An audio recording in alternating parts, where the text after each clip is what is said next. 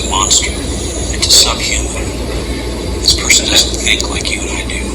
This person is not going to make sense. Welcome to part 24 of the JonBenet Ramsey Sketchy Details series. If you have not done so already, please subscribe to this channel as I'm currently trying to grow it to 1,000 subscribers. And thank you so much to my new and existing subscribers. This video, along with all of my videos, are always intended for an educational purpose and are not intended for children at all. Number 92. So I have been very busy trying to get in contact with any of the people who had contacted the Boulder police and said that they had seen lewd pictures of JonBenet on the internet. Now, I know that a lot of those people are probably dead right now, and I figured that a lot of those people were going to be offenders. I kind of put out a flyer.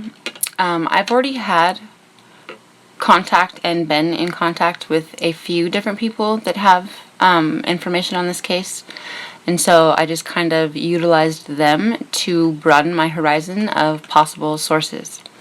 And after nearly 7 weeks, I finally got one person to respond to me.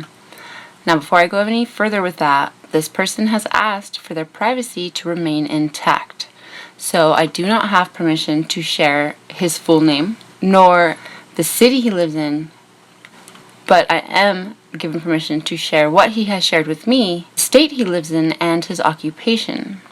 This man has verified to me in numerous ways that he is who he says he is and that he works where he works at, but I am going to respect his privacy. So, for the sake of this video, I'm going to refer to him as Lone Star.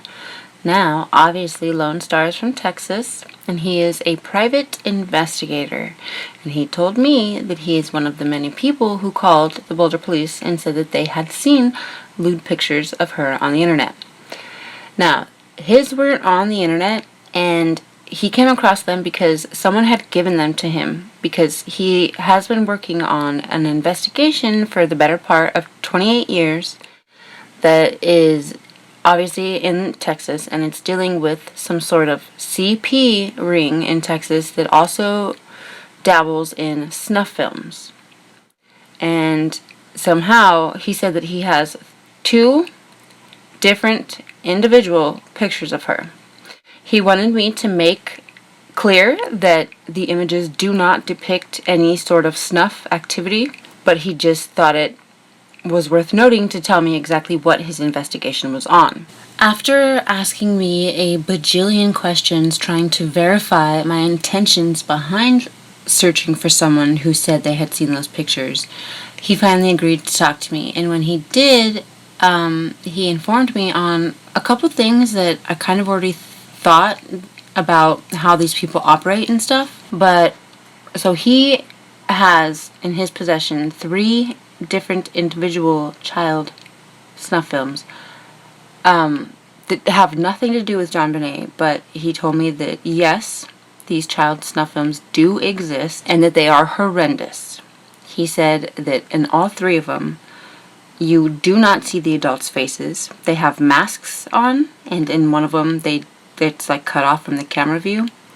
And he said that they do not talk. The adults do not talk, but you hear the child responding to the adults, and also you see the child's face. Now, Lone Star said that when he first was given those pictures of JonBenet, that he tried to recruit people to help him with her connection to the investigation that he was doing. And he said that nobody that had the ability to help in such a situation wanted anything to do with it. He said the minute that he brought up her name, people dropped it like a bad habit. He said people want nothing to do with her case and her connection to his investigation. So he said that when he contacted the Boulder police, he then sent them copies of those 2 pictures, and that he waited for a while and he never heard anything back from them. So he did a follow-up with them, and he said that they claimed that they had never received such pictures. Lone Star has no clue what happened to the copies of those pictures. But yeah, that's the gist of what he told me. And you best believe I find it kind of sketchy that he's from Texas. Maybe not sketchy, but it's a very odd coincidence. Now, speaking of very odd coincidences, the next number, number 93, I think it relates to this one in the aspect of they have something in common. So let's just move on to number 93. Now, this one may be a little bit of a roller coaster for some people. It may be kind of hard to follow because there's a lot to unpack with this number, and also I feel that people should have the backstory so that they can understand like the link between why I'm coming to the conclusion that I'm coming to. But in a sense, we're going to bring up how Beth Holloway and John Ramsey dated. Now, that's not what we're going to focus on. What we're going to focus on is a woman named Dr. Mary Hammer. Now, there's already a lot of criticism around her, and I get it. I mean, she's just a radiologist, so why she inserted herself into Joran's situation is questionable. But anyway, so Joran van der Sloot, obviously people know who that is. That's the boy, at the time the boy who, was arrested for Natalee Holloway's disappearance and said all these lies and blah, blah, blah, right? Well, for those who don't know, he was, so 5 years to the date of Natalee's disappearance, Joran killed a girl named Stephanie Flores, and Dr. Mary Hammer did not come into contact with Joran until after he was already in jail for the Stephanie Flores murder. But where we're going to start with this, before I show you the clips, is kind of what Joran put Beth Holloway through. So he lied to her a bunch of times. There was a bunch of different confessions that he said, from him dropping her back off alive at her hotel to him and his father putting her body on a boat and pushing it overboard. So a bunch of lies came out of Joran with Natalee, right? Well, there's one confession that he said that I feel is the truth, and he said this one in 2008. But we're going to save it till after the clips so I can tie it all together. So real quick, I have like 5 clips for you, and we'll discuss it after you watch them. So here they are. That he knows some very important information about the murder of JonBenet Ramsey, the 6-year-old girl from Colorado. And he has that information on tape, on 2 USB chips in 2 different locations. And right away I thought that might be a motive to entrap him in Lima, Peru, in a Midnight Express type prison. And I have since been trying to get a hold of those 2 USB tapes. And he said that the person that killed John, the little 6-year-old, is very wealthy and former military and even more powerful than the FBI, pulling strings. And so I started connecting the dots. Joran has a tape of the person who killed JonBenet Ramsey documented on those 2 USB chips. I don't have proof. I'm speaking hearsay now. I'm quoting what Joran van der Sloot told me. But Joran van der Sloot, but he said this person is very wealthy. And I responded, are the initials JSB? Or JBR? JBR. I responded, are the initials JBR? And he said yes. And he corroborated that information by stating the following. He said that he was paid hush money by this person in the amount of about $2 to $3 million. He gave me some clues. He said, Mary, the person who killed JonBenet Ramsey, because he knows he's being wiretapped and his emails are being spied on, so he has to talk cryptically to me on the phone or by emails. Very shocking thing I've had to go through and experience. Again, some of this is hearsay. It's what Joran told me. I don't have proof on a piece of paper. I do not have those USB chips, but I'm trying to get them. I've tried to recruit people to help me out, but I've been unsuccessful. I don't know if it's because people don't believe Joran, but I do. Woohoo, right? But before I go any further with that, I want to address her fumbling on the initials. Say what you want about that, because I know a few of you are going to be like, oh, well, that's a clear sign that she's lying. But to me, all that shows is that she's not familiar with the JonBenet Ramsey case, at least not submerged in every detail. And in a totally different part of that same exact interview, she calls John Ramsey JonBenet, because people that are not extremely familiar with her case think that John and JonBenet shared the exact same name, when in fact she was the only JonBenet and he was JonBenet. She says that Joran van der Sloot, the boy who initially was suspected of harming or killing or kidnapping Natalee Holloway, told her that he has 2 different USB chips in 2 different locations that have video evidence of whoever killed JonBenet Ramsey. Now clearly, by the initials though, Joran is alluding to, or at least inadvertently saying, that who's ever on those clips documented as killing JonBenet Ramsey is JonBenet Ramsey himself. Now he says it without saying it, but he says it. Do I believe this? Yeah, I do. And I do believe that Joran has those 2 USB chips. The only reason why I believe that so much is because if it were not true, John would have sued him. And John has not sued him yet. And guaranteed John knows about this, because I think that this is the reason that John targeted Beth Holloway. I do not think it was a coincidence that they met each other and started dating. I think it was intentional on his behalf, that he purposefully targeted her to court her, to get closer to her, to get one up on Joran somehow. Now, how do I think Joran and John know each other? Well, that one's easy. The dark web. Period. These are 2 different sexual deviants, sexual degenerates, that are aware of each other, that are completely 2 different ages, and I think it's because of the dark web.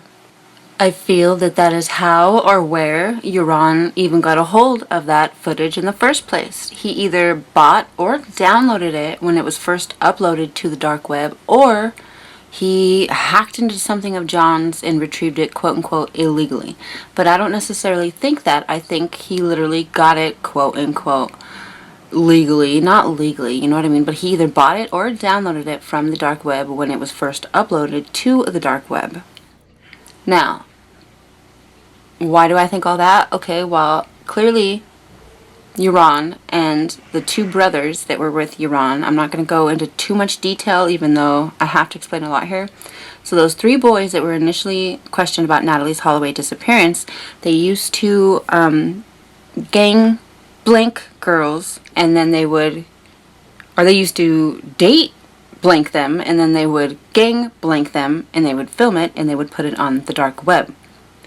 I do not think that's what happened with Natalee Holloway, however. I think that Joran sold Natalee to a sex trafficker. He said it himself in 2008. That was one of his confessions, and at that same time he was expressing a fear of some sort of retaliation and fear of somebody killing his parents over him saying that he sold her to a sex trafficker for like $1,300 or something like that, or $3,000, some ridiculous price, right? Now, why do I kind of feel like that's the case when he ended up confessing to Natalee's murder? And that's what he's actually like serving time for now. He was like charged for it. Well, because he said a bunch of shit in the beginning about what happened to Natalee and blah, blah, blah, blah, blah. But there were certain things that Beth Holloway experienced and went through that support the fact that Natalee was still alive 5 months after her initial disappearance. So 5 months after her initial disappearance, after Natalee's initial disappearance, her mother, Beth Holloway, was still in Aruba looking for her daughter. Well, Beth was approached by a reporter who had approached her once in the beginning, and then she kind of lost track of him, and then 5 months later he found her again. And he told her that he had been tracking Natalee around Aruba for that entire 5 months that she was alive, that they had dyed her hair, and that they had moved her 3 different times to 3 different locations. He said the one time he went to approach the house that he thought she was in, that a freaking helicopter landed in the yard. All of the men and the girl that he suspects was Natalee Holloway jumped into a helicopter and took off. Also, 5 months after Natalee's initial disappearance, Beth gets a phone call on October 9th at about 10 p.m. Maybe it was October 10th at 9 p.m. One of those. Anyway, all she hears on the phone call is a very inebriated woman say, "Mom," and then a guy in the background say, "Hang up the effing phone." If anyone in this entire world would be able to pinpoint Natalee's voice, it would be her mother, and her mother was convinced that she heard Natalee on that phone. Now, if Joran did not hurt Natalee, and he knew that he sold her to a trafficker, and that he, did not kill her, why would he still allow himself to be arrested and have his face and his name smeared in the public, in the media? Well, that's because whatever money they paid him to stay silent and to kidnap the girls for him was more than enough for him to stay silent, as well as the $2 or $3 million that John paid him in hush money, which makes me want to bring up part 9, where I talk about him paying people a couple $100,000 per person. Clearly I stand corrected, and he was paying people millions of dollars each to stay quiet, meaning he was a multi-millionaire, if not a billionaire, by himself, without Access Graphics even. I think that John's wealth, his entire wealth, has been because of his children's lives. I think that the entirety that his children have been alive, he has been creating CP and making money off of it. Because remember, all 5 of his children had bedwetting problems, and the mainstream media wants us to believe that he was a millionaire, lost it all, and then became a millionaire again. That does not happen in one person's lifetime, let alone twice, okay? So he's clearly funded by something that's very profitable. CP. And then listen to the name, Access Graphics. Like, even with the company, it seems super sketchy, because it's like, we're going to give you access to these graphic images, or we're going to show you how to access these graphic images on your computer through our software that hides it from the normal, freaking desktop or whatever. You know what I mean? I do feel that John was an extreme hacker, that's what his software was about, or his, computer company was about showing people how to hide CP and how to exchange it without getting caught. I know, whatever, a lot of you probably think like, oh wow, she's officially lost it, but no. It all makes so much effing sense. And, okay, so when she said that, Joran said that he's more powerful than the FBI, I did not like that, because I've heard that only one other time. And it was about the Finders. Could John be a part of the Finders? Maybe. He's got planes. He's all about private islands. His dad was about private islands. Like, it clearly was a family business. I do think that John's father passed it on to him, James Dudley or whatever. So, yeah, I do feel that James Dudley was aware of what Francis Sheldon was going to do with that airstrip on North Fox Island, because I do feel that this is a Ramsey family business. And who's going to take over it when John dies is John Andrew. So I'm not going to get on a tangent on that. So let's go back to what I am talking about. So Joran himself was also caught on a recording talking about how he was going to kidnap Thai girls with the promise of a modeling gig in London. And he said that he was going to lie to them, tell them that he had modeling jobs for them, and then he was going to take them to be sex trafficked. So clearly, he does do it and is aware of it, and I do think that he was hired as a sort of buffer so that he could be the young kid that got the girls in Aruba for the older kidnappers, for the older sex traffickers. I think that's how him and John know each other. I'm not saying that John had anything to do with Natalee Holloway's disappearance, but I believe that he knows exactly what happened to Natalee Holloway. So that makes him dating Beth so much creepier. So much creepier. Now let's jump a little backwards again so that I can show you some more details about these people and why I feel that they are all a part of this industry. So Joran van der Sloot's father was a prominent judge on the Arubian island. Therefore, it's like, come on, if he's a judge and a lawyer, then he's, can get his son off of crimes and maybe even was involved. Joran did say that his father helped him in one of his confessions. Not that I believe that confession, but it's worth noting that he included his father. That's some sort of, like, subconscious connection between his father, him, and that business. We're going to jump to Stephanie Flores, the girl that Joran is charged with murdering 5 years to the date exactly of Natalie Holloway's disappearance. Her murder happened in Peru, in Lima, Peru. We're going to go through this video. This is the surveillance video that shows that right there is Stephanie Flores. The one that just passed is Joran. And we're going to go through it and just show you some things that I find odd or sketchy. So, she's following him into a different poker room. You'll see her walk into the room here in just a second. And to me, it looked like she was following him. Maybe she thought he was attractive, whatever. But watch his reaction when they actually start talking. It's like he was expecting her, almost. It's kind of weird. See, I think that's just kind of weird. Okay, so then, she lingers around for a little bit. She watches some guy that walks behind her, and then she decides to take a seat. Well, there's a time lapse in a minute because you'll notice that her hair goes from being down to being up. You'll see that here after she takes the seat. So here's where she actually sits. Her hair's still down. But then you'll notice in a second her hair's up and they both stand up together, which to me shows a mutual agreement to get up and leave together. But you'll notice that Stephanie walks towards the exit while Joran stops and kind of points back towards the casino. But then very quickly he continues forward and follows Stephanie. And then they both leave the casino together. Now they go to Joran's room, which to me it was almost like Stephanie was like, no, come on, let's leave. Like it was her room, but it was Joran's room. I don't see why you would be like, oh, come on, let's leave and go to your room to a stranger. But maybe that's not what happened. Anyway, so they get to Joran's hotel room, and it's about 5:30 in the morning when they both enter his hotel room, which you'll see here in a second. And then a 3-hour time lapse goes by, so it then turns to around 8:30.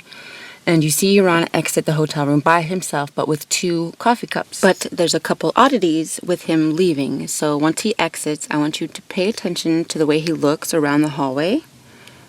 Almost like he's like checking if the coast is clear.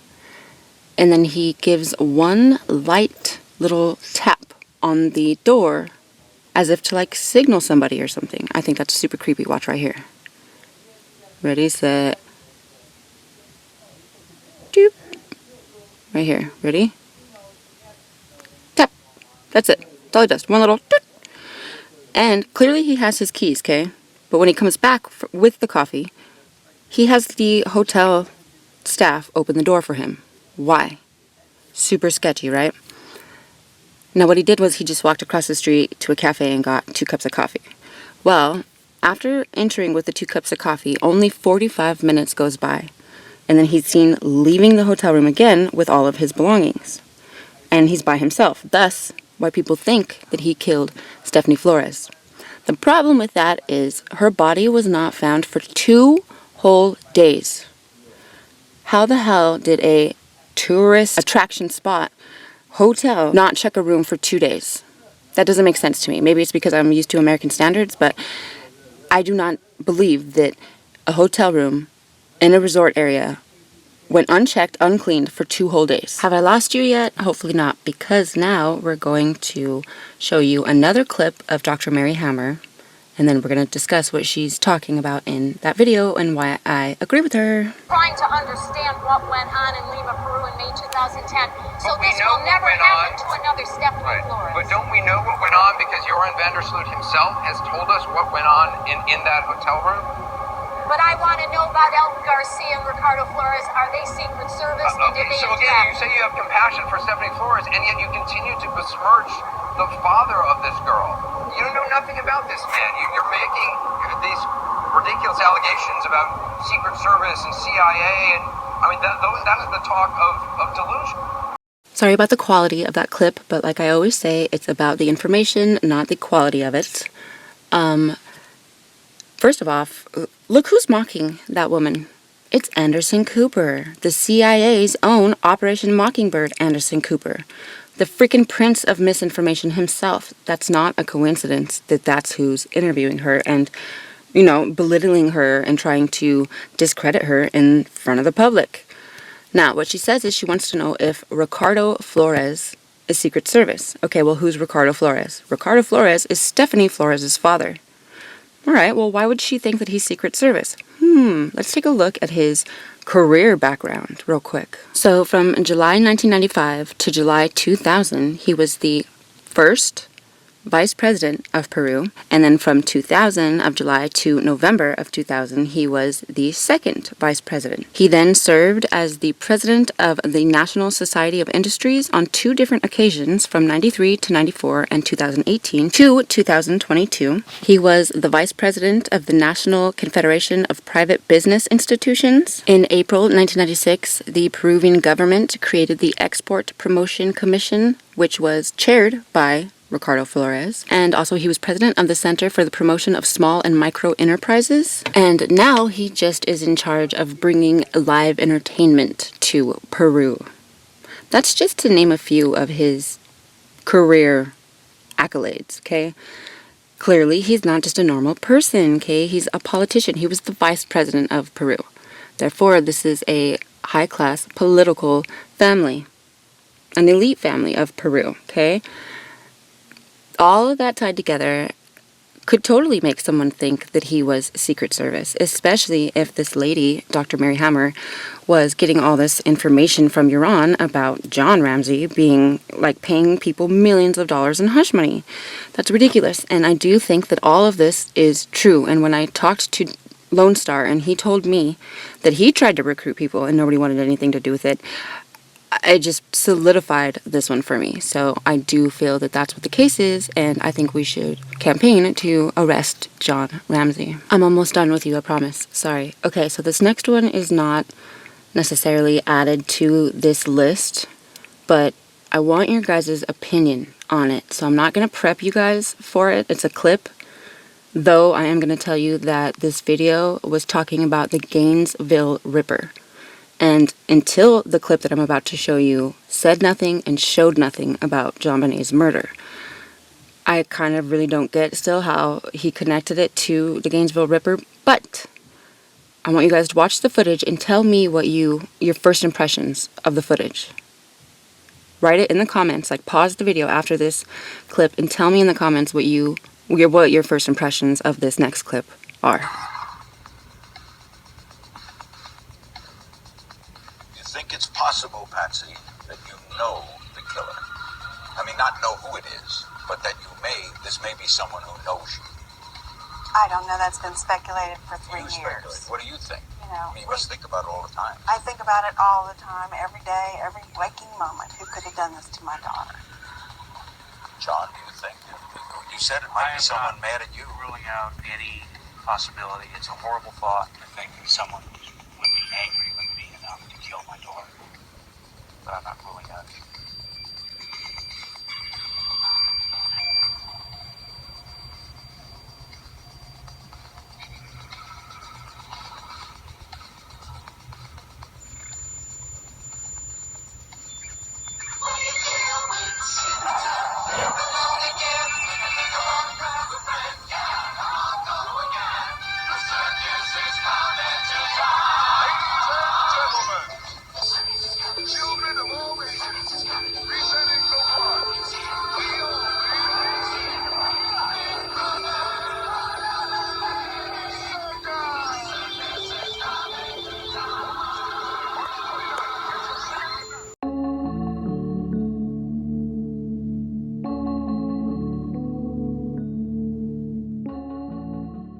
Now, hopefully some of you did go and tell me your first impressions, because when I first saw that clip, it caught me off guard and I started bawling my eyes out, because what I got from that clip is that whoever made that video is under the same impression that I am, that JonBenet went to that circus-themed studio, Mr. Pickle's Circus, in Texas. That's what I got from that clip. Tell me if I'm crazy and just grabbing thin air, but that's how I interpreted it. Anyway, I think pretty soon I'm going to make arrest John Ramsey bumper stickers, if anybody wants one. I mean, at the very least, we could get him for fraud, because he, in his book, Death of Innocence, said that the jury, you know, the group of his peers, did not indict him. When he knew that it was Alex Hunter who saved him, that yes, the peers did want to indict him. So that alone right there is fraud. But, you know, it's, I don't know, nothing's ever gonna happen. I just want to see him get what he deserves so effing bad. Anyway, that's the end of part 24. I do hope you've enjoyed. Please like, subscribe, and share. And as always, God bless. Evil on this scale is impossible to comprehend. To know who murdered JonBenet Ramsey would be to know what world we live in, where we are.